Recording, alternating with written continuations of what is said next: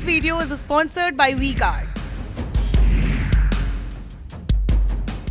अलका, पहले तो ये अभी 2 दिन हुए हैं, तीसरा दिन है आज नतीजे आए हुए, और मैं सुप्रिया श्रीनेत का वो ट्वीट भी मैंने पढ़ा था, आपने सुना होगा।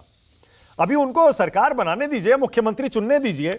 अभी से मजे लेने लगे आप तो कि मीडिया के लिए हम सुर्खियां बता रहे हैं, घमासान बीजेपी में छिड़ गया, राजे ने मोदी को सबक सिखा दिया और रमन सिंह ने नींद उड़ा दी। थोड़ा टाइम तो दीजिए। 2018 में कांग्रेस ने कितना टाइम लिया था, आप देखो ना। हाँ, मुझे ये बताइए कि कल से गोदी मीडिया में क्या चलाया जा रहा था? तेलंगाना में घमासान के बीच में श्री राहुल गांधी विदेश रवाना हुए, माफी मंगवाई इस गोदी मीडिया से, ट्वीट डिलीट कराए कि कोई भी घमासान तेलंगाना में नहीं। कल केसी वेणुगोपाल जी ने नाम की घोषणा की, सब में खुशी की लहर है। रेवंत रेड्डी दिल्ली आकर शीर्ष नेतृत्व को सबको निमंत्रित देकर गए हैं और कल 7 तारीख को हैदराबाद में शपथ है। और राहुल गांधी जी बिल्कुल उस मीटिंग में थे, सबको साथ में लेकर फैसला कर रहे थे। ये गोदी मीडिया ये सब प्रचार करना बंद करे, ये उनने मैसेज अच्छी तरह गया है। राजस्थान इस समय जल रहा है, क्यों जल रहा है पूछना चाहते हैं। लॉ एंड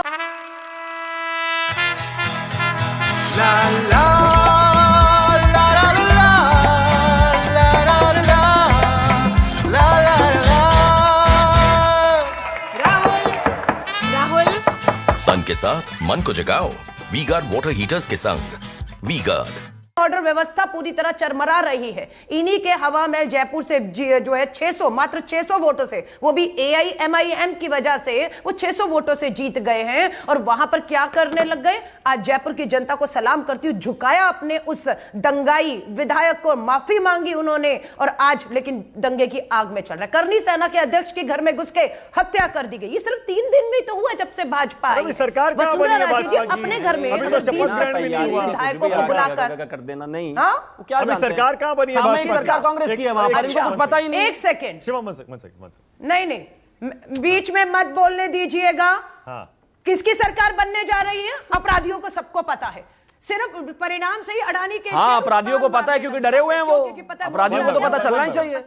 छत्तीसगढ़ मध्य, देखिए बीच में मत बुलवाइए, बीच में मैं बिल्कुल नहीं बोली हूँ। हाँ। गोदी मीडिया अपना काम करता है, लेकिन आप गोदी मीडिया नहीं है ना, गोदी एंकर है। चुप करवाइए, म्यूट करिए। मैं नहीं बोली, मुझे अपनी बात को रखने दीजिएगा। वसुंधरा जी के घर में विधायकों की मीटिंग हो रही है। हाँ, संभाले वसुंधरा जी को, शिवराज सिंह चौहान जी को। अपने घर में आग लगी है, 3 दिन होने वाले हैं। आज पूरे फैसला आप नहीं ले पा रहे हैं। घर में आग आपकी, राजस्थान आप जला रहे हैं, करनी सेना आपके यहाँ पर हत्या होती है, और आप कह रहे हैं अभी हमारी सरकार ने शपथ ली। कितने आसानी से पल्ला झाड़ गए हिंसा से और अपराधियों के साथ खड़े दिख रहे हैं। अपराधियों की तो हिम्मत तभी हो गई थी कि अब भाजपा आ गई, और भाजपा हमेशा अपराधियों के साथ खड़ी रहती है, उन्हें बचाने के लिए खड़ी रहती है, ठीक जैसे कन्हैया लाल के हत्यारे इनकी पार्टी के थे। और अभी तक 1 साल से NIA जो अमित शाह जी के अधीन है, कन्हैया लाल के हत्यारों को बचाने का काम कर रही है। और वही प्रधानमंत्री जी कन्हैया लाल के नाम पर ध्रुवीकरण करके वोट मांगते हैं। आप EVM की बात कर रहे हैं, मैं आपको दिखा रही हूं। खाचरोद विधानसभा मध्य प्रदेश में है। दिग्विजय सिंह जी ने ट्वीट किया है, मैं आपसे अनुरोध करूंगी आप गोदी मीडिया ने दिखाइएगा। परिणाम 3 तारीख को आए हैं। 1 तारीख को भाजपा का ये नेता ट्वीट करके एग्जैक्ट बताता है कि कितने वोट पड़ रहे हैं कुल, और कांग्रेस को कितने, भाजपा को उतना ही परिणाम आ जाता है। Exact cut copy paste. इसकी सच्चाई क्या है बतानी पड़ेगी।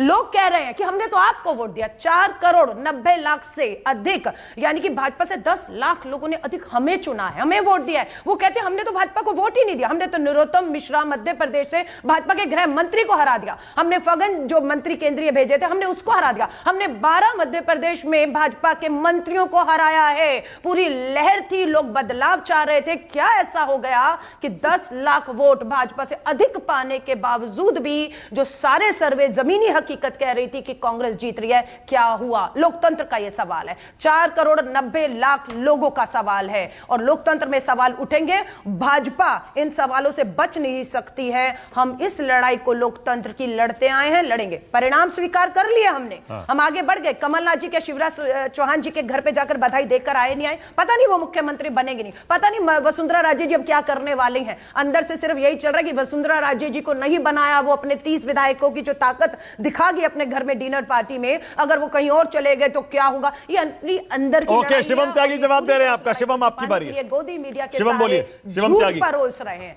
झूठ परोस रहे हैं। ये वही शिवम त्यागी हैं जो अभी तक पॉलिटिकल एक्सपर्ट बन के लोगों को धोखा देते रहे और आज भाजपा के प्रवक्ता हो गए। हम तो पहले ही कह रहे थे, है ना, निजी हमले करने, कोई चरित्र नहीं, कोई इनकी क्रेडिबिलिटी नहीं, कोई कुछ नहीं, और आप इनसे हमारी चर्चा करवाते हैं इनके सामने बैठाकर।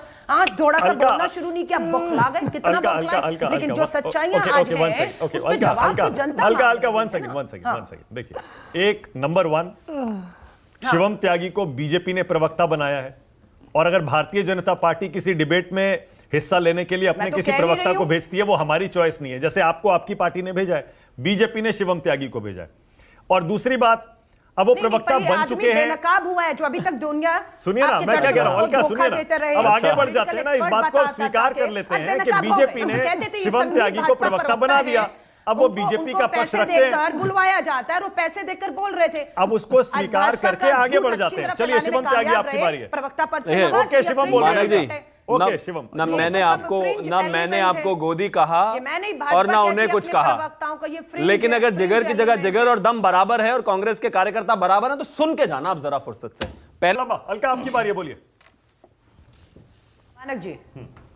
मानक जी भाजपा संघ के बड़े नेता हैं, नाम है राम माधव। पूरी किताब लिख दी थी ईवीएम के ऊपर कि ईवीएम नहीं होना चाहिए, ये है वो है, और पूरा अडवाणी जी भाजपा के बड़े नेता उस पर बवाल कर रहे थे कि ईवीएम से छेड़छाड़ हो सकती है। लेकिन जब ये सत्ता में आ गए तब पूछा अब ईवीएम से छेड़छाड़ नहीं, आप सत्ता में उतरे, बड़े बहुमत लेकर मोदी जी 1 नहीं 2 बार आ गए, तो अब इनको लगा जो काम हम पर आरोप लगता था हमने किया नहीं किया, इन्होंने जरूर करना शुरू कर दिया। आप कह रहे कोर्ट जाना चाहिए, कोर्ट में उत्तराखंड का उदाहरण दिया है कि वोटिंग ईवीएम जो थी और काउंटिंग ईवीएम अलग पाई गई, सुनवाई पेंडिंग में, सुप्रीम कोर्ट गए, सुप्रीम कोर्ट ने कहा अगर चुनाव आयोग निष्पक्षता से इन चीजों के जवाब लोकतंत्र में जो सवाल है नहीं देगा उसके, तो क्या करना चाहिए, चुनाव आयुक्त और सदस्यों की नियुक्ति सरकार नहीं करेगी, जो सत्ता में पैनल करेगा। उस पैनल में कौन होना चाहिए था, प्रधानमंत्री, नेता विपक्ष और मुख्य न्यायाधीश। क्या किया इन्होंने ऑर्डिनेंस लेकर आए, अध्यादेश लेकर आ गए और 5 जजों की बेंच के फैसले को ही पलट दिया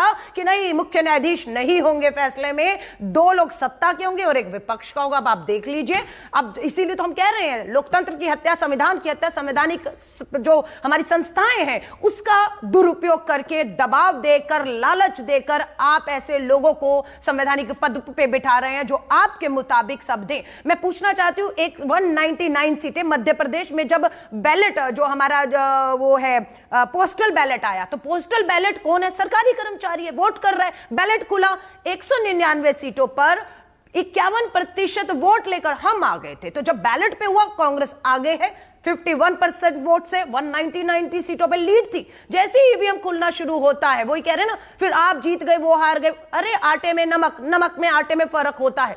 तेलंगाना के कह रहे वोट आप जो है मत गिनिए, क्यों नहीं गिने, बीआरएस और भाजपा की तो लड़ाई थी, वहां पर भी तो मोदी जी चेहरा थे, वहां के वोट मत गिनिए तो कम हो जाएंगे हमारे वो। क्या तर्क दे रहे हैं आप, और ये सवाल हम नहीं कह रहे हैं, जो लोग मध्य प्रदेश की जमीन पर थे, जिन्होंने हमें वोट दिया और आज हमारी विरोधी है, कोई भी हो, मायावती जी तक इस बात को कहती हैं कि बिल्कुल यहां कुछ तो हुआ है, वो क्या है, ये लोकतंत्र के सवालों के जवाब मिलने चाहिए। लेकिन आप पूरे लोकतंत्र में इन सवालों के जवाब नहीं दे पा रहे, लेकिन आप ऐसे लोगों के साथ खड़े हो गए। मजबूरियां क्या है मुझे मालूम नहीं। This video is sponsored by WeGuard.